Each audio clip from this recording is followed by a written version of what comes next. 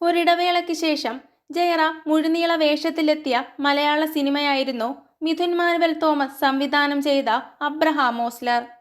അഞ്ചാം പാതിര എന്ന super hit ചിത്രത്തിന് ശേഷം മിഥുൻ ഒരുക്കിയ ഓസ്ലറും തിയേറ്ററിൽ വലിയ വിജയമായി മാറി. അലക്സാണ്ടർ എന്ന കഥാപാത്രമായി മമ്മൂട്ടി ഒരു ഗസ്റ്റ് റോളിൽ എത്തിയതും സിനിമയെ വലിയ രീതിയിൽ സഹായിച്ചിരുന്നു. ജയറാമിന്റെ തിരിച്ചുവരവ് സിനിമയായിട്ടാണ് പ്രേക്ഷകർ അബ്രഹാം ഓസ്ലറിനെ കാണുന്നത്. നടൻ അർജുൻ അശോകനും ചിത്രത്തിൽ ഒരു കഥാപാത്രമായി എത്തിയിരുന്നു.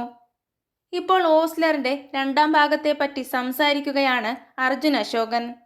ഓസ്ലർ ചെയ്യുന്ന സമയത്ത് മിഥുൻ ചേട്ടൻ പറഞ്ഞത് ഇതിന് സെക്കൻഡ് പാർട്ട് ഉണ്ടാവുമെന്നാണ്. അതിൽ നീയായിരിക്കും വില്ലനെന്ന് എന്നോട് ജസ്റ്റ് പറഞ്ഞിരുന്നു.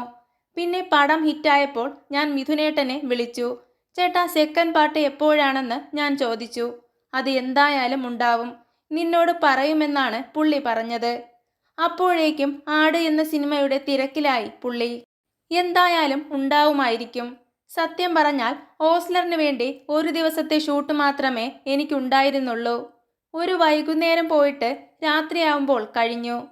ഞാൻ ഇത്രയും പടങ്ങൾ ചെയ്തിട്ടുണ്ടെങ്കിലും ഒരു റിസർച്ച് നടത്തി നന്നായി പഠിച്ച് ചെയ്യുന്ന ഒരു കഥാപാത്രം ഓസ്ലറിലെ വേഷമായിരുന്നു. കാരണം ട്രാക്കിലാവാനുള്ള സമയം എനിക്കില്ലായിരുന്നു. അതുകൊണ്ട് ഒരാഴ്ചയോളം പണിയെടുത്താണ് ഞാൻ ആ കഥാപാത്രം ചെയ്തത്. അത് നന്നായി വർക്കായതിൽ ഒരുപാട് സന്തോഷം തോന്നി, അർജുൻ അശോകൻ പറയുന്നു. കൂടുതൽ സിനിമാ വിശേഷങ്ങൾ അറിയുന്നതിനായി ചാനൽ മറക്കാതെ സബ്സ്ക്രൈബ് ചെയ്യുക.